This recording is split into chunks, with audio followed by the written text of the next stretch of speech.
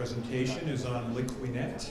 It comes from the sustainability track, and LiquiNet is working to solve the world water crisis using remote monitoring devices. Their first product, Eden, is a device that NGOs purchase to monitor hand-based pump wells. So it creates a means for socially responsible investment and quantitatively tracking a project's success. So please welcome LiquiNet.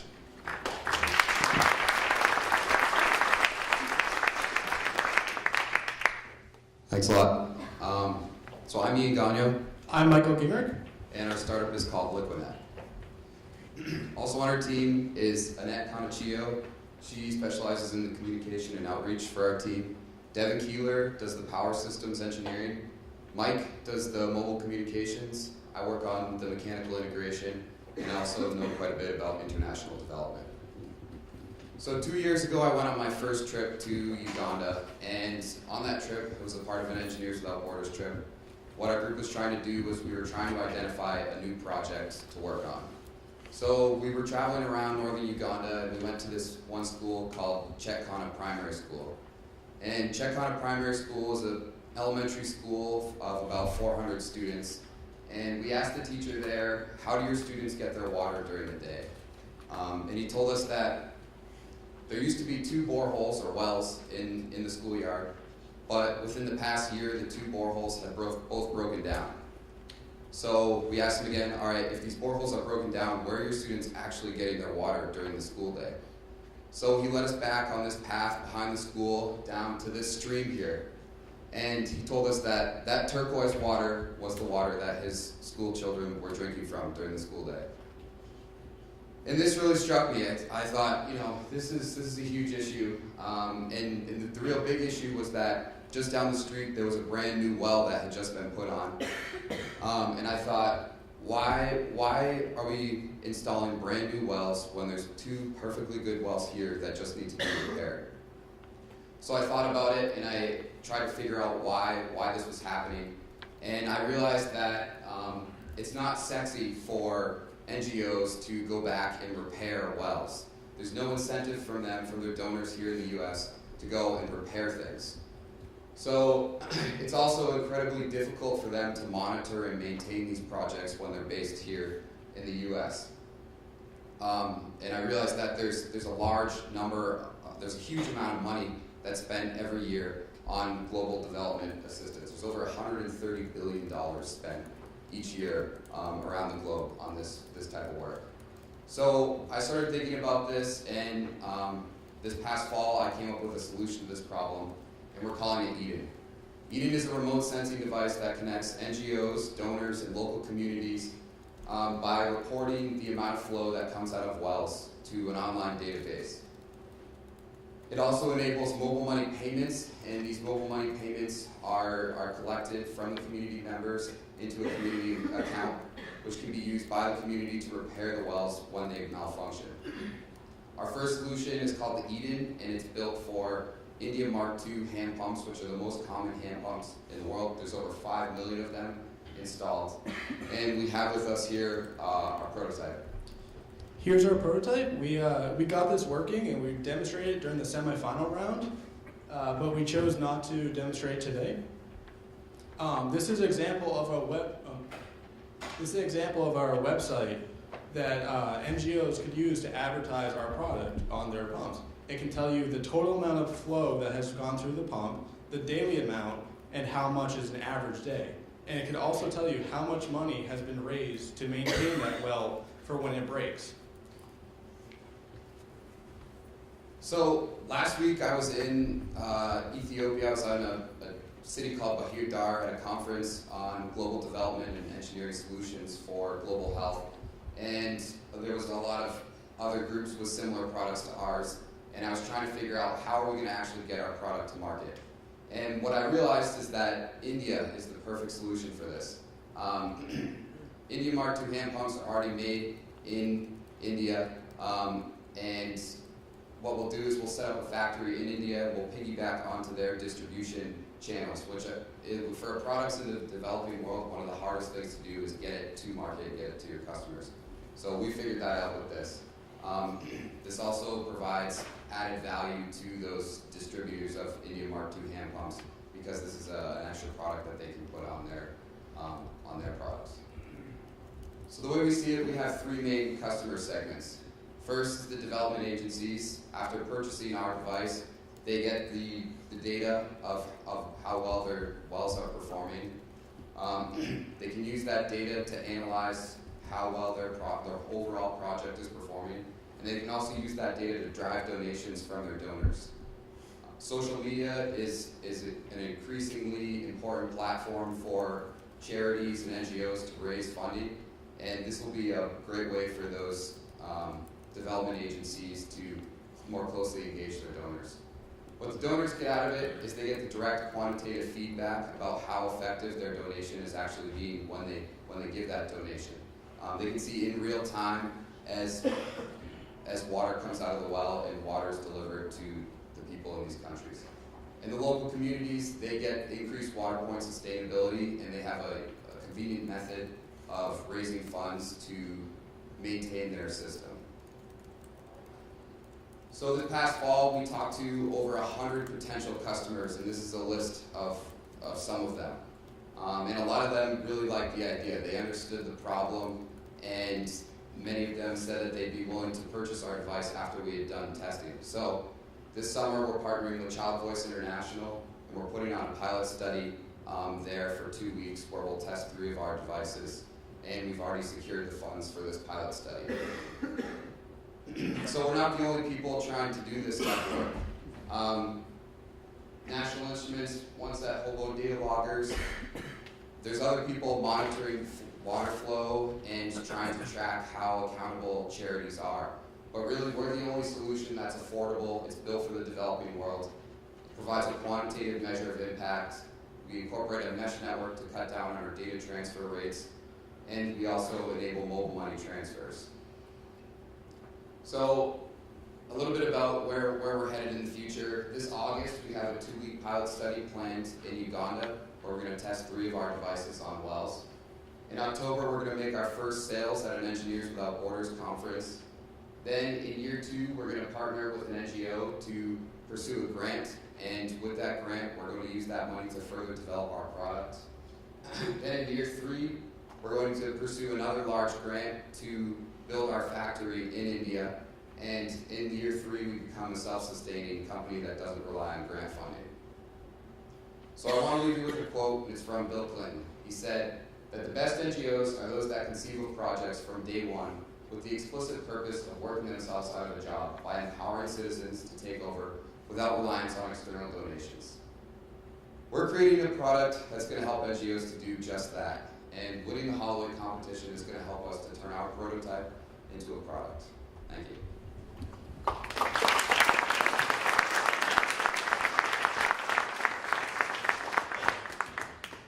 Well, you certainly have taken on a very inspiring issue, and I think we all agree that water is such a sacred. As we can't pass out water, that's great. You just look at what's happening in California now. It's just unbelievable that we're all going to be facing a water shortage. But what I guess I need a little more clarity on, and your presentation was super well done, is the problem that you're trying to solve that donors need more clarity on sort of the value of their donation through improved metrics and transparency to it?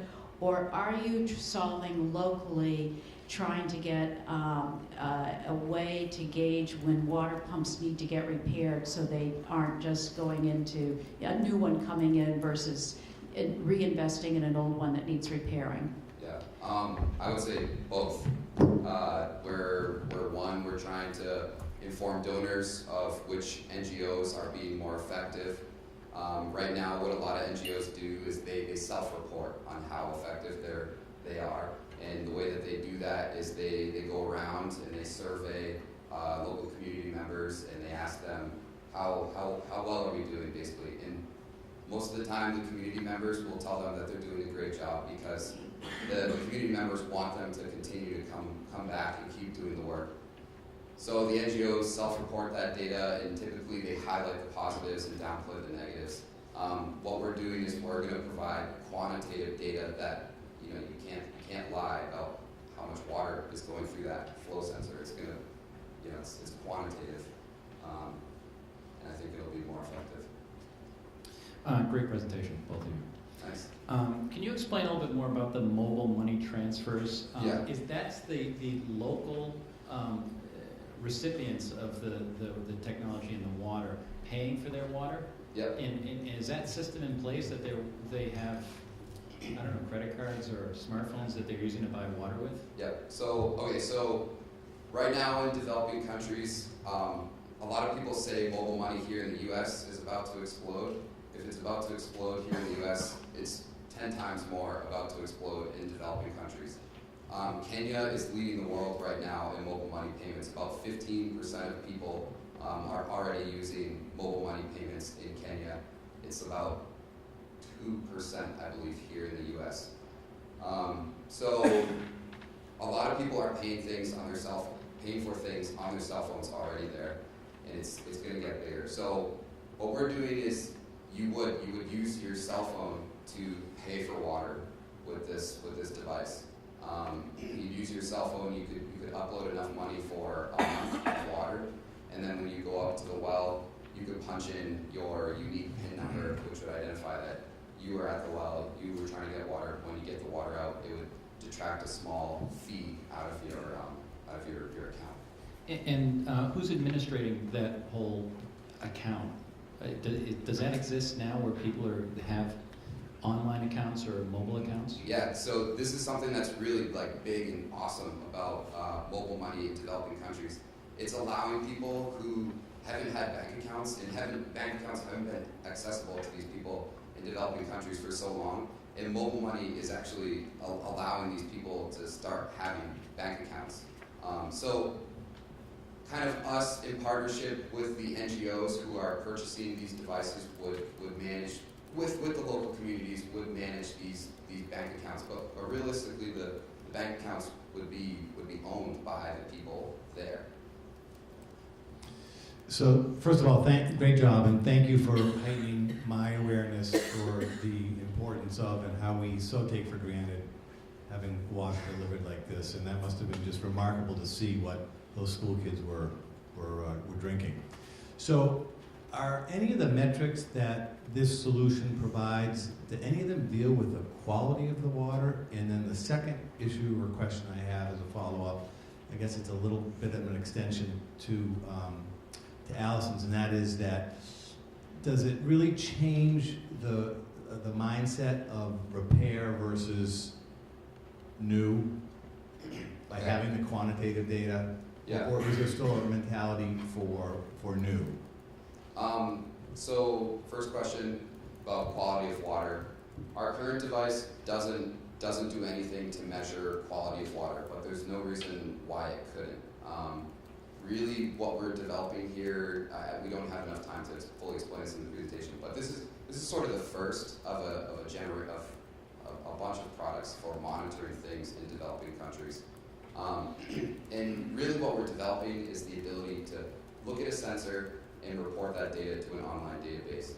So if you had some sort of sensor that could measure quality of water, it could very easily be attached to this and very cheaply be attached to this and tweaked to measure quality of water. At Bahir Dar University, one of the professors there actually asked me, can we develop this? He has a research project coming up to monitor the quality of water coming out of Indian Mark II hand pumps. He said, can we modify this to monitor the quality of water? And I was like, yeah, I don't see why we couldn't do that. So that's something we're looking into. Sorry, I forgot your other question. Just quickly, you had indicated that part of the problem now that those two wells in that case were abandoned Yeah. because they were off drilling new wells as opposed to repairing these. Does this create enough of incentive for the repair to take place as opposed to new projects?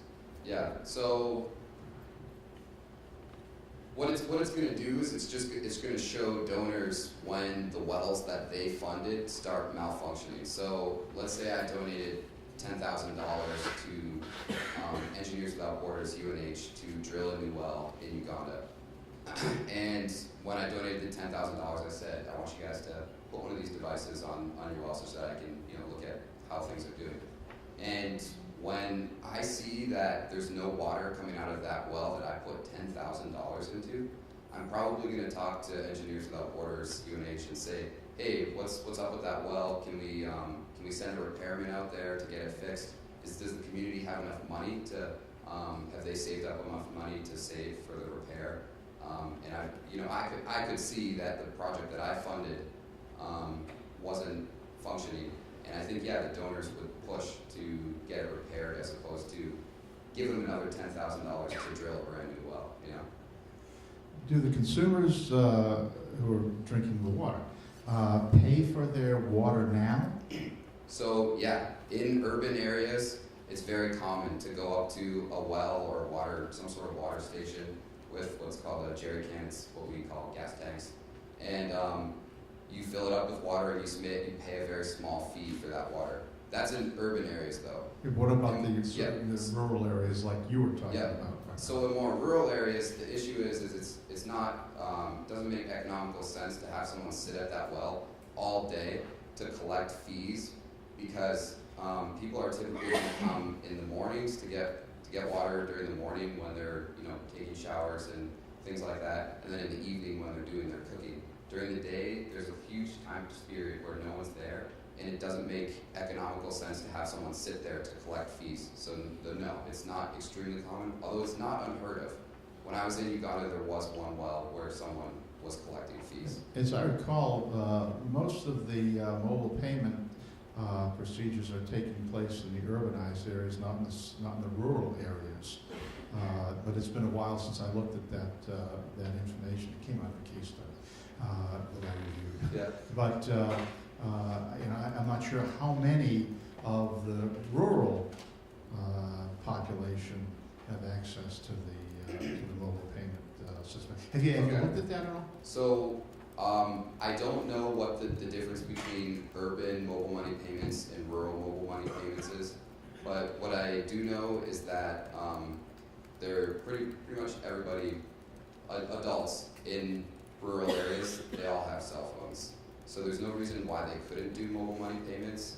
I think the reason why they're not doing the mobile money payments out in the more rural areas is because it's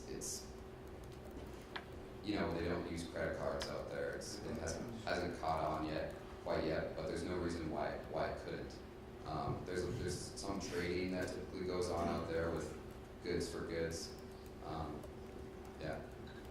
Nice presentation, and thank you for going there to do that work. Thanks. Full disclosure, I have an NGO in Cambodia. It's a school. We looked at pure water systems where our students could go out into the country and help solve this problem. Even in the cities, the water is not potable, and people go buy jugs of water at the local store. We worked with Procter & Gamble with their, I think it was called Pure Water Packets, where you could take that turquoise-colored water and put tablets in it and let it sit for a couple of hours, and it's beautiful, clear drinking water. What we found, and I'm going to ask you if you found why your pumps are not repaired, is that if the NGO doesn't have resources on the ground or a way to train the locals to repair it themselves, what you saw is how it ended up. And we chose not to do it, because even with trying to train somebody how to use a simple packet that would be free, we could not get buy-in from the local communities to do it, to learn how to do it, to be trained how to do it. So when you look, I love what you're doing, I think it's fabulous, but I think you've got to talk to your NGOs to say, what are they going to do with this information? I'm a donor. Yeah. What am I going to do? Call up and rag somebody, and they're going to spend $5 grand to fly somebody somewhere to fix it? Is there a way you could tie this in to bigger funding that says we're going to put repairmen in country, and they're going to get the data, and they're going to keep it going, because they'll be the ones to go out, and over time would be lovely if you could train the locals. The only other quick comment I'll make, if I were you, I'd be on the horn to India, Mark II manufacturing company, and get them to invest in you right now, because they would love it. Thanks. Yeah. So that's the issue about the communities not repairing their own pumps. Yes, my work in Uganda, same thing. But the way we're thinking about working around that is just like you said, we're going to partner with the manufacturers in India of the India Mark II hand pumps. We're going to send our products along the same distribution channels as the spare parts and full wells to the people who repair those pumps. And then there's no reason why we couldn't give the data to those people to know when the wells are malfunctioning, and they could use that data to help to get money from the government to repair the wells. They could be in contact with the local community members about, hey, do you have any funds to repair this? We can come out and repair it. Yeah, that's the plan. This is such as you've shown to us, this is really an important issue to solve. And so talk a little bit about the way you're approaching it is, I'm seeing now, is solving it yourselves.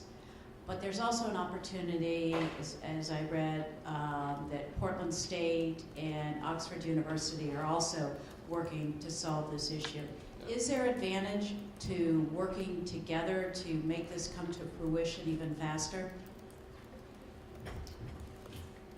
That's an interesting point, and actually something I've been thinking about recently. We out of those 100 people that we talked to, we did purposely leave out. I mean, we didn't talk to the researchers at Portland State or the people at Oxford because we saw them as competitors. We didn't want to give away what we were working on.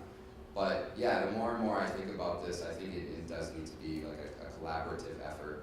Something I think that Sweet Sense, the researchers at Portland State haven't quite figured out yet is those distribution channels and how to get their product out to the masses. And if we can start working in India, I think we can do that. And a partnership with them could be really beneficial to both of us.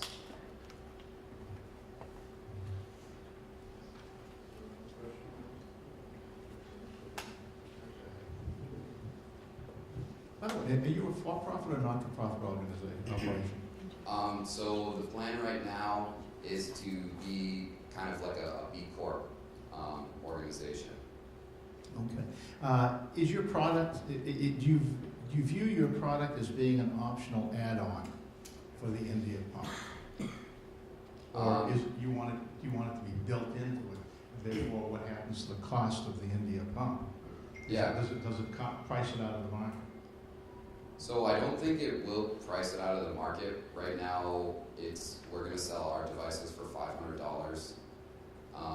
When you go to install a new well, it's $10,000. So did I say $5,000? I said five. Okay, it's $500 for our product. I don't think $500 on top of $10,000 is that much. And we did survey those 100 potential customers, and that $500 range price came based off of those surveys. So I don't think it's going to price it out of the market. And it is an add-on feature of a pump. It's not required to be on a pump, but I think that donors, as information starts to become more and more open, and people start to know more and more about what's going on in the world, donors are not only going to request that these be put onto pumps, they're going to start requiring that they be put onto pumps and demanding that NGOs use these. Thank you.